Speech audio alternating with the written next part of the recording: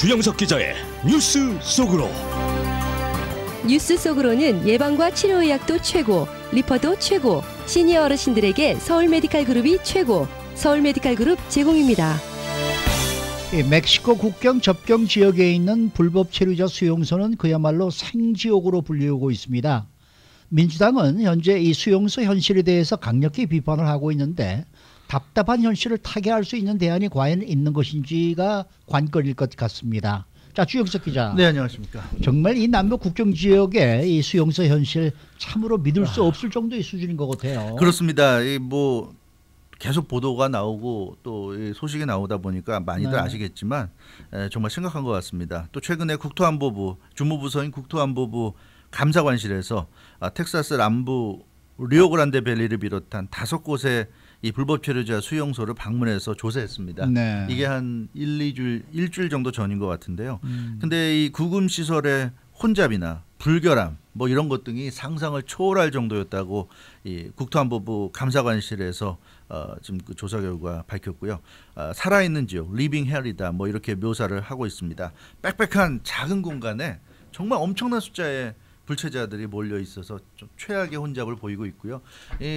무엇보다도 하여튼 작은 공간에 사람들이 많이 있으면 참 견디기 힘듭니다. 그렇죠. 네, 아무리 좋은 환경이라도 견디기 힘든데 더군다나 이런 공간에 이렇게 많은 사람들이 있다는 건 정말 지옥일 수밖에 없을 것 같고요. 누울 공간이 없다고 그래요. 누울 공간이 없고 갈아입을 옷도 없고 그래서 뭐 당연히 위생 상태가 엉망일 수밖에 없고요. 제공되는 음식도 불량하고 그래서 이 뭐 어느 하나 정말 그 좋은 것이 없는 의식주 가장 인간에게 중요한 의식주가 최악이라는 이런 얘기가 있고 옷 세탁이 이제 불가능하니까 물수건을 가지고 대충 그러니까 세수도 정상적으로 물로 못해서 네. 물수건을 갖고 얼굴에 적시는 정도. 우리가 뭐 고양이 세수 이런 얘기 하는데 정말 본인이 원해서 하는 고양이 세수가 아니라 어쩔 수 없이 고양이 세수. 그러니까 세수하는 척만 하는 거죠. 거의 그 정도. 그리고 샤워는 뭐 생각할 수도 없는 그런 상황입니다. 그래서 이 뉴욕타임즈도 당초 알려진 것보다도 시설의 혼잡성, 불결성이 심각한 상태다. 그러니까 그동안은 뭐 소문을 통해서 현지 주민들의 어떤 증언을 통해서 근데 그것은 사실 100% 정확할 수가 없는데 이번에 국토안보부 감사관실이 이제 조사를 벌였기 때문에 지금 나온 이런 얘기들은 국토안보부의 조사 내용이기 때문에 이건 뭐 우리가 받아들일 수밖에 없는 현실이 아닌가. 그런 점에서 참 안타까움과 우려를 낳고 있습니다. 그래서 지금 민주당이 최소 인간다운 생활조차 영위할 수 없는 수용소의 지금 상황을 아주 강력하게 비판하고 있는 거 아니겠습니까? 네, 맞습니다.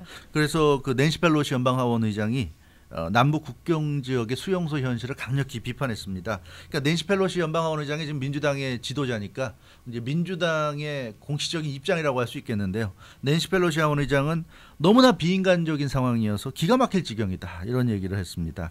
아무리 불법 체류자들이라고 하지만 그래도 사람인데 이런 식으로 대우하는 건 안 되지 않느냐 이제 이런 얘기를 낸시 펠로시 하원 의장이 했고요. 미국의 양심이 도전받고 있는 상황이다 이런 얘기를 했어요. 아마 이 말에는 상당한 정도 사람들이 공감을 할 것 같아요. 미국의 양심이 도전받고 있다 이런 얘기를 하고 있는데 이와 관련해서 현지 관리들 심각한 상황이라는 것을 인정하고 있습니다. 현지에서 실제 이런 그 불법 체류자 수용 시설을 운영하고 거기서 이제 일을 하는 이런 사람들 이 증언을 보면 언제 무슨 일이 일어날지 알 수 없는 상황이다. 그야말로 째깍거리는 시한폭탄이 돌아가고 있는 것 같은 그런 느낌이다 이런 얘기를 하고 있어요.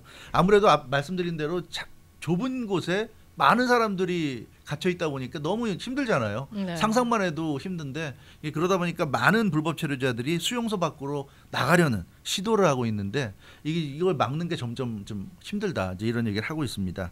이 변기에 담요나 양말을 넣어서 막히게 해서 변기가 막히면 고쳐야 되잖아요. 그러니까 그렇게 일부러 막히게 해서 그 고치러 사람들이 오게 되면 그 시설 유지 보수 공사를 진행되게 해서 그런 시설 유지 보수 공사가 진행되는 동안에 아무래도 일상적인 것과 다르게 틈이 벌어져 있을 거 아닙니까? 경계가 느슨해지겠죠. 아무래도 누군가 외부에서 사람이 와서 보수 시설 공사를 하게 되면 무언가 일상과 다르게 되는데 그런 틈을 노려서 도망가고 탈출하는 사람들이 있다고 하는데요. 이게 지금 굉장히 좀 심각한 것 같아요. 그래서 어떤 대책이 좀 필요하긴 할 것 같은데 예, 일단 민주당에서도 좀 문제 제기를 하고 있고 국토안보부 조사 결과 좀 심각한 문제가 있다고 좀 드러났고 그래서 일단 문제는 있는 건 확실한데 어떻게 할런지 좀 네. 걱정스러운 상황인 것 같습니다. 그 수용소 시설이 그렇게 적다는 얘기, 작다는 얘기는 그만큼 난민이 예전에는 별로 이렇게 들어오질 않았는데 네. 이제는 많이 들어온다는 얘기 아니겠습니까? 그렇죠. 그런 얘기를 볼 수 있죠. 그러니까 점점점 이 불법 월경자들은 계속해서 늘고 있는 상황이고, 그러니까 그 수용소 시설이 그만큼 지금 그걸 다 받아들일 수가 없는 상황이 거죠. 돼 있는 거 맞습니다. 아니겠습니까? 네. 그러니까 결론적으로 지금 민주당 측의 비판이 상당히 타당하긴 하지만은 문제는 어떤 대안이 있는 거냐 이거죠. 그렇죠. 이 들어오는 사람들을 우선 줄여야 되는데 그것도 지금 못하게 하고 있고. 그런 건 있어요. 예, 지금 네. 말씀하신 대로 어느 정도의 그 들어오는 숫자를 감안해서 이런 시설들이 지어졌는데 네. 지금 뭐 최근 들어서 굉장히 그 많은 사람들이 한꺼번에 들어오니까 그렇죠. 이런 건물을 짓는 거는 시간이 걸리고 사람들이 들어오는 거는 건물 짓는 것보다 아무래도 빨리 들어오니까 증가세가 빠르니까 그걸 감당을 못하는 건 사실입니다. 그래서 미국 남부 국경 지역 수용소 상황이 안타까운 것은 사실이고요.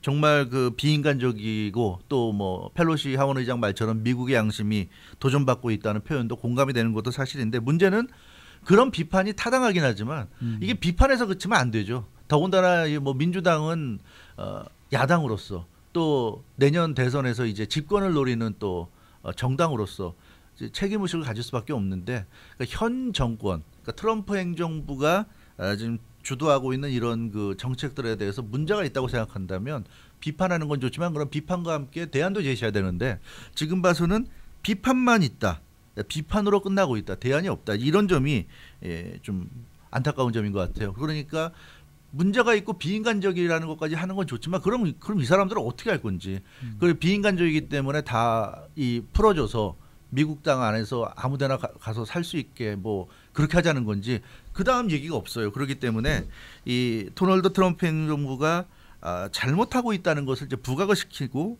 정부를 비난하고 있는데 여기에 더해서 올바른 해법 제시 그것이 지금 없다는 얘기입니다.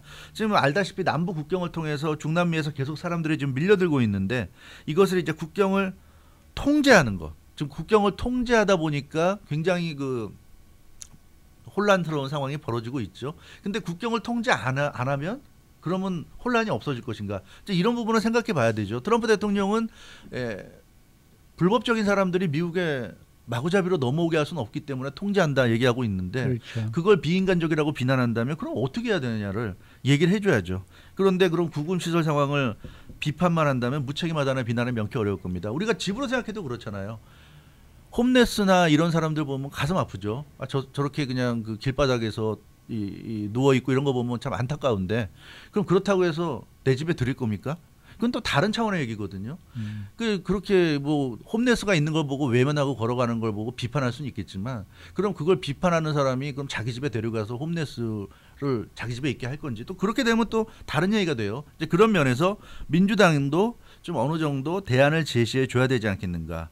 이 내년 대선을 통해서 집권을 노리고 있는데 트럼프 행정부의 이런 미립국자 불법 체류자 문제에 대해서 비판하고 있고 반이민 정책의 문제점을 지적을 하고 있는데 그럼 반이민 정책의 대안이 과연 무엇인가? 이 부분에 대해서는 아직도 잘 모르겠습니다. 그래서 이 대안 제시를 해줘야 될 것 같고요. 더군다나 내년 11월 대선에서 이제 집권을 노리고 있기 때문에 주요 대선 주자들도 분명히 대안을 제시해야 될 겁니다. 트럼프 대통령을 비판하는 거에서 끝난다면 그렇다면 그건 공허한 비판이 될 수밖에 없지 않은가. 이제 그런 점에서 앞으로 민주당의 비판도 물론 중요한 역할을 하는 거겠지만 야당으로서 그러나 이제는 그 단순한 비판으로 그쳐서는 그 비판은 누구나 할 수 있는 거잖아요. 우리도 할 수 있는 거고 적어도 집권을 노리는 정당이라면 그 이상이 필요할 것 같고 지금 미국의 입장에서도 중요한 거는 바로 그 대책일 것 같아요. 네. 트럼프 대통령 나름대로 대책을 지금 내놨잖아요.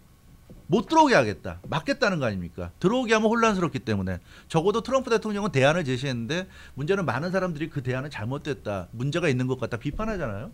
그럼 트럼프 대통령의 대안이 잘못되고 문제가 있으면 그럼 어떻게 해야 되냐. 그 얘기가 나와야 되지 않을까. 이제 그런 지금 시점을 맞고 있는 것 같습니다. 그러니까 민주당도 대안을 제대로 내놔야지 해결이 된다는 건데 그래서 이제 연방의회 차원에서 청문회를 준비하고 있는 것이 이 그 수용소의 상황이 얼마나 지금 열악하고 또 구체적으로 뭘 좀 해결해야 되는지 알기 위해서잖아요. 맞습니다. 이게 뭐 대안의 하나라고 볼 수 있겠죠. 예, 그것도 일단 대안의 하나로 볼 수 있을 것 같아요. 그래서 이제 민주당이 이제 연방하원을 장악하고 있으니까 연방하원에서 관련 장관 등의 의회 출석을 요구했습니다. 그래서 일라이자 커밍스 연방하원 정부감독개혁위원장이 청문회를 추진하고 있는데요. 여기에 케빈 맥컬리는 국토안보부 장관 대행, 마크 모건 세관 국경보호국 국장 대행 지명자 이런 사람들 핵심 이 당국자의 청문회 출석을 요구했습니다. 구금시설 수용자 학대라든가 법 위반 행위가 거의 매일같이 보도되고 있다. 그래서 가능한 한 이제 관련 기관장들을 불러서 직접 의견을 들을 필요가 있다. 이렇게 얘기하고 있습니다. 그런데 이 일라이자 커밍스 위원장의 얘기를 보면 구금시설 수용자 학대, 법 위반 행위 이런 얘기를 하는 거 보니까 구금시설 관리지의 어떤 문제점을 지적하려고 하는 것 같은데 물론 그것도 당연히 필요한 거지만 말씀드린 대로 구금시설의 문제점을 지적하는 것을 넘어서서 그 이상의 좀 대안이 나와야 되지 않을까 싶어요. 지금 현실은 남쪽 국경 지역에서 수많은 중남미 사람들이 미국 쪽으로 지금 밀고 들어오는 분위기입니다. 그런데 여기에 대해서 인권 얘기하고 그런다면 뭐 인권은 당연히 챙겨야 될 부분이지만 인권만 너무 강조하게 되면 또 현실과 괴리가 있을 수가 있죠. 인권만 중시한다면 이 미국에 들어온 이 불법 체류자들을 어떻게 해야 된다는 건지 이 좀 문제가 될 수밖에 없습니다. 앞으로 들어올 사람을 어떻게 할 건지도 중요하고 이미 들어와 있는 수많은 사람들 트럼프 대통령은 이미 들어와 있는 사람들을 합리적으로 미국에서 소화할 수 없고 미국에서 합리적인 어떤 대안이 없기 때문에 쫓아낸다는 거 아닙니까? 추방하겠다는 거 아니에요. 그럼 추방하는 게 잘못했다고 한다면 그럼 어떻게 해야 되는지를 얘기를 해줘야죠. 트럼프 대통령이 추방하는 거 잘못했다고 얘기하는데 그 대안을 얘기하지 않으면 좀 굉장히 무책임한 거 아니겠습니까? 그럼 미국에서 그 수많은 불법 체류자들을 다 살게 해야 된다는 건지 이걸 반드시 얘기해야 될 것이고 또 최근에 보면 훌리안 카스트로를 비롯해서 수많은 민주당의 대선 경선 예비 후보들이 그 일제히 국경 지역 수용소를 방문했어요. 최근에 보면. 그런데 이 사람들이 대선 후보로 나서기 전까지는 어느 누구도 국경 지역을 방문했다는 저는 그런 보도를 본 기억이 없습니다. 그래서 이 사람들이 과연 정말 진정성을 가지고 국경 지역을 방문한 건지 아니면 대선 경선에서 어떤 승리를 위해서 표를 얻기 위해서 이런 행동을 하는 건지 이것도 좀 의문스럽습니다. 대권 경쟁 주자들이 이렇게 앞다퉈서 이런 지역을 방문하는 것도 물론 도움은 될 겁니다. 어텐션을 끌어올 수 있고요. 도움이 될 수는 있겠지만 그러나 이렇게 본인의 어떤 경선을 맞아서 이런 행보를 하는 것은 뭐 정치인들이 시장에 가서 시장 상인들 만나서 서로 뭐 악수하고 웃고 하는 그런 이상도 아니고 이하도 아니고 그런 비슷한 보여주기식의 어떤 모습이 아닌가 이런 점에서 좀 안타까운 생각이 들고요.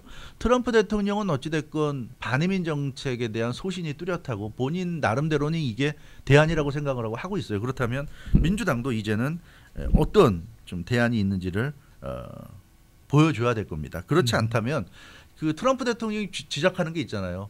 지금 민주당을 비롯해서 진보적 내지는 또 친인권적인 사람들은 뉴욕이나 뭐 LA나 샌프란시스코 이런 멀리 국경과 상관없는데 멀리서 편안하게 있으면서 자기들과 상관없는 일에 대해서 목소리만 높인다. 근데 실제로 멕시코와 접하고 있는 미국 남부 지역 주민들은 굉장히 지금 힘들다. 어렵다. 근데 그 사람들 생각을 하고 그런 얘기를 하느냐. 이제 이런 얘기를 하고 있어요. 그래서 트럼프 대통령이 이 시간에도 말씀드렸다시피 그러면 불법 체류자들을 LA나 뉴욕이나 샌프란시스코로 다 보내겠다. 이런 얘기까지 했는데 그런 어떻게 보면 그게 현실이 될지도 몰라요. 그렇기 때문에 이제는 좀 민주당이나 이렇게 반이민 정책에 반대하는 쪽에서 어느 정도 대안도 좀 제시해야 되지 않을까 싶고요. 중요한 것은 뭐가 됐든지 간에 일단 이렇게 좀 비인간적이고 짐승도 이렇게는 안 할 것 같은데 그런 걸 보자면 최소한의 어떤 이 사람들이 인간적으로 머물 수 있는 불법 체류자라고 하더라도 설사 추방이 된다 하더라도 그때까지는 좀 최소한의 인간다운 대우를 받으면서 있도록 해야 되지 않을까. 그건 좀 시급한 문제인 것 같은데 근본적으로는 좀 이 문제를 어떻게 해결해야 될지 이건 정치적인 당리당략 차원에서 접근하면 절대로 안 될 것 같습니다. 네. 이것이야말로 초당적으로 머리를 맞대고 그러니까 민주당도 트럼프 대통령을 비난만 할 게 아니라 트럼프 대통령과 만나자고 하고 대화를 하자고 하고 그래서 힘을 합쳐서 최선의 방법을 찾아내는 게 정말로 이 사람들의 인권을 원한다면 그게 맞는 얘기지 이걸 가지고 지금 트럼프 대통령을 비난한다는 것은 이 불쌍한 사람들 이 인권 지금 최악의 상황에 처해 있는 사람들을 정치적으로 이용한다는 소리밖에 못 들을 것 같아요. 그런 면에서 좀 진정성 있는 대안이 나오면 좋을 것 같습니다. 네, 수고 많으셨습니다. 주영석 기자였습니다. 주영석 기자의 뉴스 속으로. 뉴스 속으로는 예방과 치료의학도 최고, 리퍼도 최고, 서울 메디칼 그룹 제공이었습니다.